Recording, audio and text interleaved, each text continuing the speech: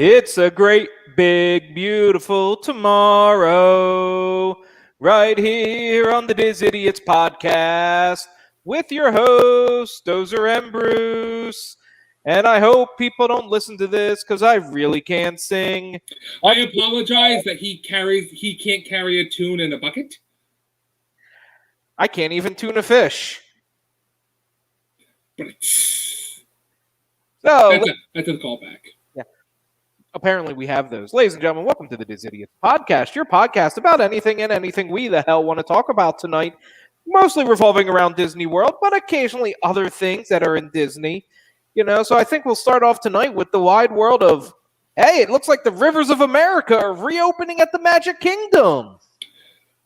Pause for applause, ladies and gentlemen. We know you're excited. I know everybody can't wait to get on the Liberty Bell. And better yet, I know you're all salivating going, oh my God, Tom Sawyer Island's back. My trip to Disney will be complete knowing I can go to Tom Sawyer's Island. So you can do the Swiss Family Robinson and Tom Sawyer Island. Oh, yes, I can't wait to run across that bridge where it goes boop, boop, boop, boop, boop. I'm going to look for the golden paintbrush that they don't do anymore. Because I don't think they do it anymore. Who knows? I could be surprised. Hey, you're our former guest services person here. You should know better than I do. Yeah, it's been a while. Remember, that was pre-Magic Bands. Yeah.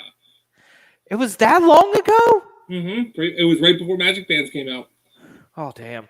Oh, I remember the one time I went to Disney World and Magic Bands had just become a thing. Oh, my gosh.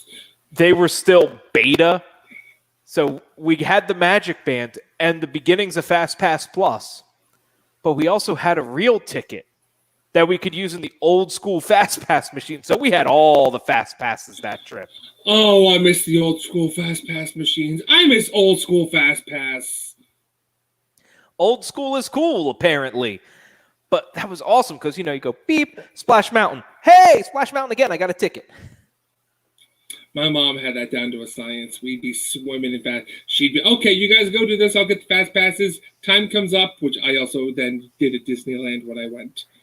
No Max Pass for me. I ain't paying for that.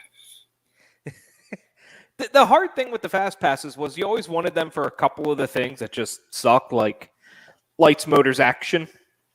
Oh, LMA. But then you had to wait the full, 2.5 hours so you could get your next Fast Pass no matter when your show was? Mm-hmm. Yeah, that was never fun.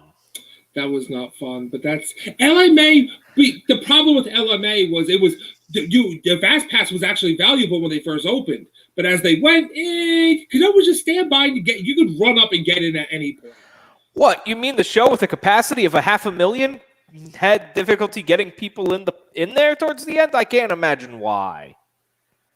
It took half an hour to leave it. That much I know. Yeah.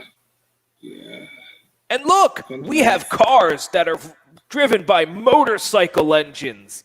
How extreme is that? And then we evolved from Herbie to Lightning McQueen because kids don't know who Herbie is. Yeah, but Herbie was the cooler effect because he got sliced in half. He did. He was definitely the cooler effect, and I'm also not talking about Herbie Hancock for all of us watching. Bruce, they really don't know who Herbie Hancock is. Come on, somebody's a Tommy Boy fan out there. Bruce, if they didn't get Herbie the Love Bug, they're not going to get Herbie Hancock. It's classic. They'll get it. Someone got it. Who? The one person who understands our background tonight?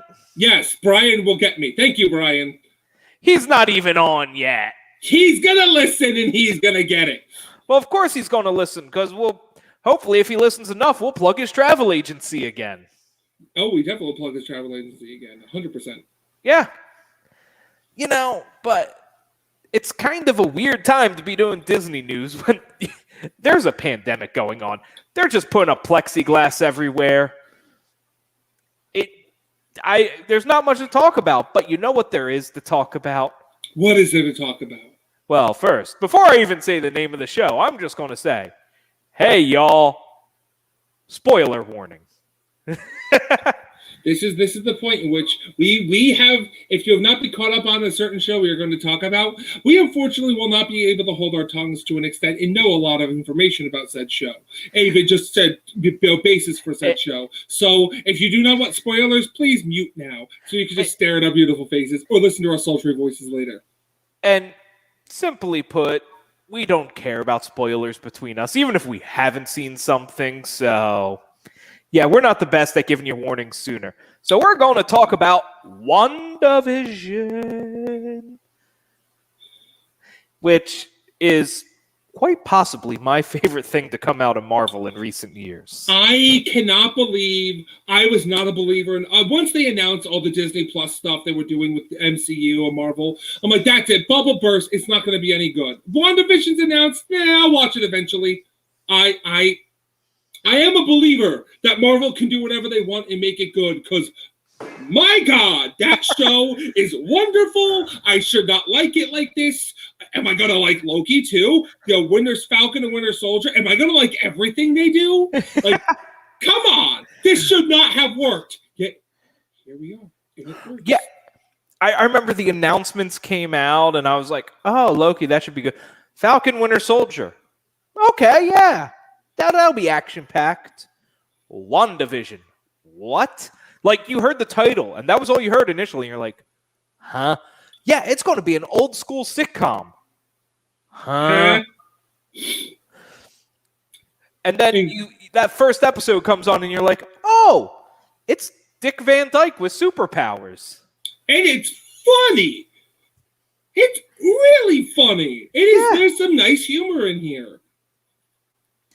And you get the first hints that, well, something's not right. Something's definitely up, and as we go, we're finding out more and more hints with a lot of rumors circulating because people love to speculate and rumor. Oh, they love to speculate, and they love to try to figure out who's casting. In fact, in probably one of the stupidest headlines I've seen regarding this show, there was something that's like, will WandaVision have its own Luke Skywalker moment? Which, spoiler alert if you haven't watched The Mandalorian. Confession, I have not seen a single episode of The Mandalorian. I finally went to start on Christmas Eve, and my power went out. So I took that as a sign that they do not want me watching. Yeah, but, I'm just sitting there going, wow, they're spoiling The Mandalorian in this headline. At the same time, trying to put this weird moment into WandaVision. WandaVision will have its moments. Not stolen from any other show necessarily, but WandaVision will have its moments. Yeah, if anything in the first 4 episodes have taught us. And I think this is one of those shows that is definitely playing into the internet's love of theory crafting about shows. Oh, it absolutely is.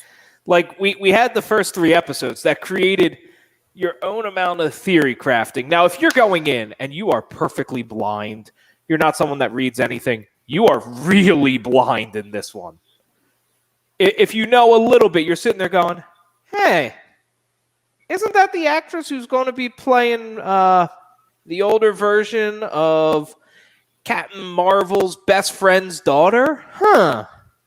What's she doing here? How'd she get here? What's going on? Why is she dressed like the 50s? Sorry, that episode, her first appearance was the 60s. And then she comes in the color in the 70s. Or was that still the 60s? I can't keep track of my decades. It was 70s.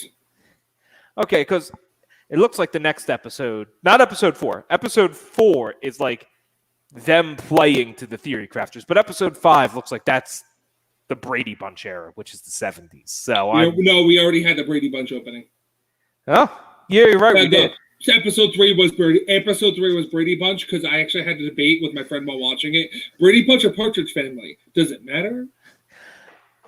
But that brings up a very good question. What's with the hexagons? I think the hexagons will obviously be explained. They're definitely leading possibly some things with that, but that kind of starts tying into things in the comics that I don't think they can touch on yet.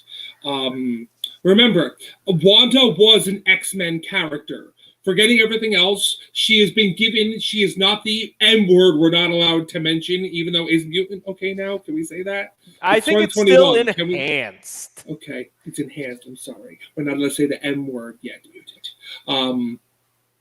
But if you don't know, and again, me and Dozer here, we have a good idea about the comics, because if anybody knows the comics, this is I don't want to say their version of the House of M, but this is definitely a modified House of M kind of storyline where Wanda takes over. I believe it's a whole island. It's been a while. After a certain tragedy in her life happened. Yeah, that is a very good way to look at it. Now, but with the hexagons, here's something. Did you notice there's one place in the real world hexagons appeared? No, I did not. Which, forgive me, Internet, I cannot remember his name. But there were several hexagons in the acting chief of Sword in his office. Is he a bad guy? I don't know.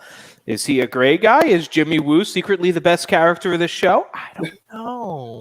Tie for second. Tie for best character. It is the combination of Jimmy Woo and Dr. Darcy Lewis that is just saving the day. Which, I have to say, this is where Marvel exceeds. It's the tiny little things that make a character, that make it feel like a universe. Like when you first meet Jimmy Woo and he... Technical difficulties, ladies and gentlemen. It's live theater. Anything is possible. He sleight of hands his card into his hand. Remembering that at the end of Ant-Man and the Wasp, he's sitting there trying to practice his up-close magic because of Scott Lang. Like, it's the little things like that you don't get anywhere else. Star Wars can't manage a callback that good. No, they can't. And it's also on top of that, how about we talk about for a moment the opening of episode 4, which shows something that we know all happened because of the end of Avengers Endgame. The unashing, if you will, and seeing how it was affecting in the real world. Oh. Holy cannoli. Oh, there have been some good theories about that. We're going to see more of it, but it really is. And there's all sorts of unanswered things that Marvel can do so much with here. They are writing the rules. They can make anything they want happen and work. And there's a lot of questions that I'm curious how they're going to handle. And there's 2 billion people on the planet? Mm-hmm. That's a round enough number. So when the snap happened, 1 billion people fucking disappeared. That's tragic and weird. Then the unashing happened, and 1 billion people just showed up. Where they disappeared from. They came to a party unannounced. Look, you could be in your bedroom, and then all of a sudden, who you thought was your dead husband has now reappeared on top of your awake husband, your new husband. 3 years have passed. Anything could be you could have. Your house was sold, and out of nowhere, here you reappear, and someone's like, "What are you doing in my house?" What do you mean? This is my house. What is going on? So we do know that they do not know that they don't have any recollection of you had been gone for 3 years. Yeah. Now, the good thing is they have stated that everybody reappeared safely. So you don't just have people falling out of thin air going, I was in an airplane. They appear on the airplane, which is safely on ground. However, if someone else is in your seat, that's awkward. You know what? Hopefully it's a nice date out of it. Maybe that's how you meet your mother. So, but yeah, watching that was... I'm watching him going, what's going on? Where are all these? Like, it wasn't even connecting initially that it was the reverse of the snap. It was Hulk's snap. Right away when I saw her coming, I was like, oh, we're seeing it. This is amazing. I want to see all of it. I want to see other people. Because there's certain things we don't know. Technically, a certain Darcy Lewis, was she snapped? No, because she had time to go get a doctorate. Yes, she did. We all know that. I'm joking. We're fairly certain Darcy and Jimmy were not snapped. Darcy and Jimmy, we can safely assume, were not snapped, mainly because he talks. We know that Monica Rambeau was snapped. We do. She is the character we know was part of the snap. Yes. Well, plus Jimmy said his character doesn't pick up on things quickly. It took him 5 years to learn that up-close magic. Correct. And because there's all sorts of things we don't. The snap theoretically could be what brings in the M word. It very well could be, but I am more interested in. They alluded to half a training department that just vanished in the blip, which is apparently now the term for it, the blip. Yes, the blip. Talk about like language to make it seem like a non-event. The blip. I was blipped away. I've seen some speculation that could be a certain team of 4 individuals and maybe a 5th guy who might or may not be a bad guy. That would be fantastic if it were true. It would be fantastic, but would it bring about the doom of the MCU? Oh, we can only hope. Spoiler alert. One of my favorite. I'm a big villain fan because heroes are great, but they're nothing without something to fight. And my number one has always and forever will be Dr. Doom. Because he's a doctor of doom.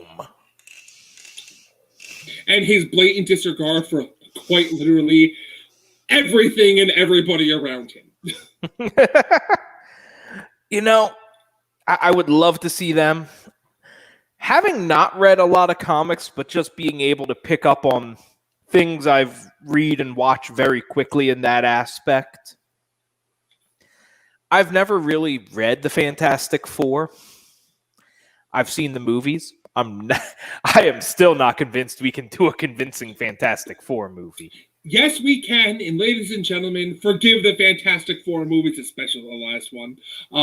The Fantastic Four are a great story and team, and they need to be involved here. If you have not acted, just trust me on this. Trust me, the 4 are worth it. They're going to get it right this time because they're coming back into the fold when they do reappear. This is going to be done right this time.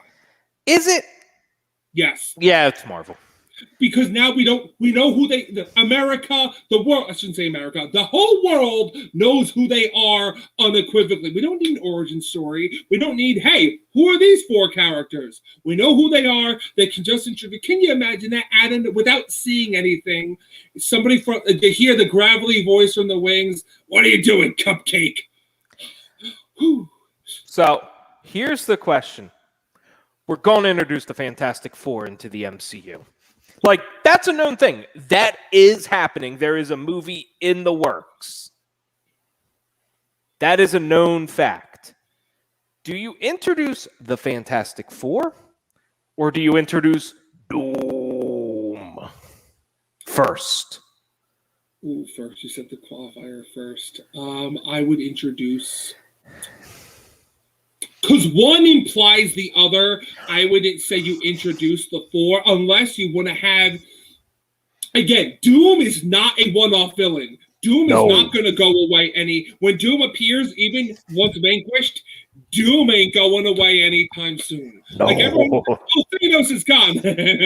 That's not how these comics work, unfortunately. Doom ain't the villain from Thor 2. Well, so I actually think unless you're going to do a Easter egg of Doom and show the light, if you show Latveria and him raining with his iron fist, it's funny because his fist is actually iron. So I'm legitimately trying to theory craft this as we're going. Could you have Doom's rise to power before the Fantastic Four are a known quantity? Yes.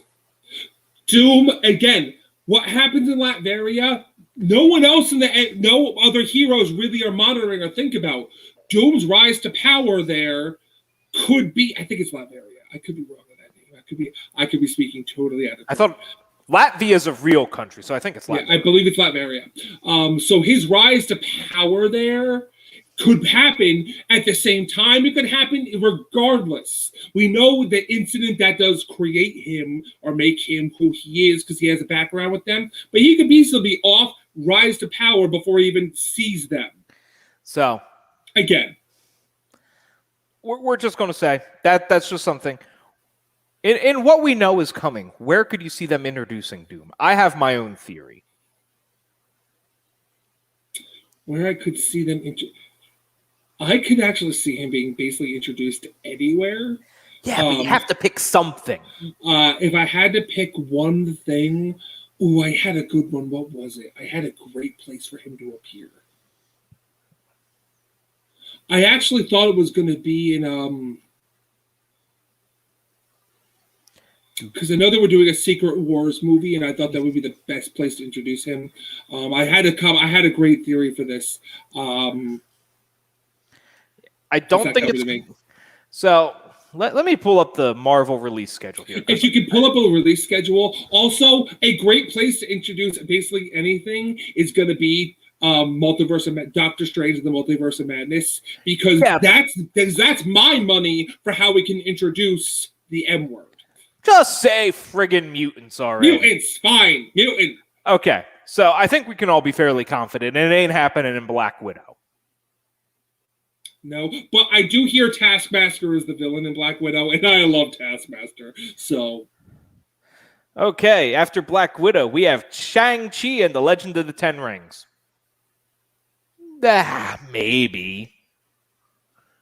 No, maybe? Are you kidding me? There's only one thing I want in Shang-Chi and the Legend of the Ten Rings. I want...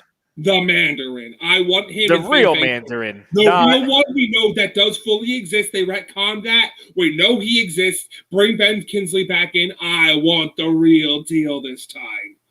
Oh. So then we have the Eternals. No. Spider-Man 3. There's enough going on with that. We could do a whole episode on Spider-Man 3 of itself. He does cross over Spider-Man, but not enough. So, them changing the release schedule on me has, because of certain real events, has changed where I think it could appear. I do agree, because then after that is where we get the Multiverse of Madness. Well, I don't think he's going to be there because the multiverse could do anything, which, if you guys don't know who the director of the Multiverse of Madness is, it's Sam Raimi. Buckle up, kids! Ash Williams is coming to the MCU! After that, we have Thor, Love and Thunder, which I don't care. That's just going to be a fabulous movie. That's going to be an awesome movie, but that's not the place for Doom to appear. But here's where I think he is going to appear. Black Panther 2. That could certainly be. Because you can suddenly have this other poor country run roughshod over the perceived, not as much anymore, but the perceived poor country of Wakanda. See, I actually don't think he's going to... I personally think he's going to be in a mid-credit scene the first time we see him. And I still think Black Panther is the place for it. It certainly could be, because he's going to be set up to be... It depends on what you feel. I know there's all sorts of rumors of who the next big Avengers villain is going to be. I do think whoever we get next is a big, big bad guy that will be a more at-home thing, which would fit for Doom. Doom could easily make his appearance in... See, we're only focused on movies. It is quite possible for Falcon and Winter Soldier for be Doom's first appearance, if they so choose that.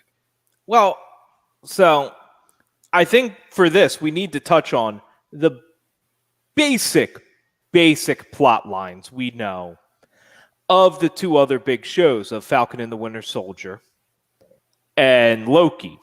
We don't know much, but we can kind of know Falcon and the Winter Soldier is more or less the hunt for the next Captain America. Yes. Be it Falcon, be it Winter Soldier, be it U.S. Agent. That's their direction. That's their overarching storyline. Yeah, but it would fit for what better place to have intel about, well, hold on, we got to figure out something's really going on in this country over here. Who is it? Someone's rising to power. We better watch. But if something is going to be introduced in a TV show, Loki and the Time Variance Authority, yeah, that's where it's going to be. That's where they're going to have the most fun. I'm not sold on Loki. WandaVision has me more sold than I was, but we'll see. I'm not saying I disagree. I know a lot of people are excited for it, but I have a tepid all my MCU excitement, my MCU TV show excitement on Disney Plus actually resides in their other shows, in being Moon Knight, Ms. Marvel, Kamala Khan, yeah, Jersey baby, and then of course one of my most excited one, She-Hulk. Love She-Hulk. You didn't even mention by far the best Disney Plus offering coming out. The What If? Yeah. What If's great, but What If is going to have a alternate reality kind of thing. You mean a multiverse kind of thing? Yeah, I know. We know they're going multiverse, which I'm okay with, by the way. I think it just has a good chance to be good. And it's animated. You can do so much more with animation. Well, since we all know Haley Atwell is coming back as Peggy Carter, who's going to take up the mantle of Captain America, I'm here for it. Anything to give Haley Atwell work, yes, I'm here. So yeah, animated or not. Here's a question. Do you think that Natalie Portman coming back to be Thor, or to take up the mantle of Thor, not be Thor, there's a difference. I know there's a difference, but your average person doesn't. They know now. Or Darcy Lewis being the breakout character of WandaVision is the bigger deal. Portman holding the hammer. Even though I'm disappointed that Portman's going to hold the hammer before Throg. By the way, in the comics, Thor at one point gets turned into a frog. Yes, they've referenced that in Thor 3. They do, but I want him as Throg. Like, I want to see him as Throg. We can have an animal universe here. Come on. Spider-Ham. We can have Dr. Octopussycat, Doctor Doom. We can do the whole thing. Throg. We can have the animal universe. We can. Multiverse, baby. Yeah, you can't fight that. The people watching, by the way, anyone who's actually watching this, listeners be like, ugh, they are supposed to talk Disney. I can't believe these people are just talking Marvel, even though it is technically Disney. I can't believe that. What about the parks? Hey, it's in the name. That. Idiots. It's in the name. I don't care. I want to change it for 1 week and throw everybody off over the Dish geniuses. Well, we'll have to save that episode for April. Yeah, stop it. Get out of my head. Get out. But, there's so much coming out. So much I'm excited for. So much I don't have the money to see. Doesn't matter. It's all getting delayed anyway. Well, yeah. I see what you did there. Yeah. See, that's my number. Even though it got delayed again, bring it on, baby. That's my number one. I'm excited. And I think it kind of shows how inconsequential Black Widow is on the immediate Marvel universe. Because it's a prequel. That they were able to release WandaVision before it. I think WandaVision is better than Black Widow. I don't have high hopes of Black Widow. In fact, I have no real interest in the movie. I think it's a movie that needs to happen. I think it needed to happen 3-4 years ago. It did. I agree. It does need to happen. Should have happened before. I also want, while we're on this subject of things that should have happened, Can we have a Marvel horror movie already? Yeah, New Mutants, blah, blah, blah. That wasn't Marvel at the time, and it's actually not that horror-oriented if anyone does watch it. But I want an actual Marvel horror movie. Jason Blum, if you're listening to me, make it happen, buddy. And on that incredible bombshell, I've been Dozer, he's been Bruce, and this has been the Diz Idiots podcast for February 2nd, 2021. Ground!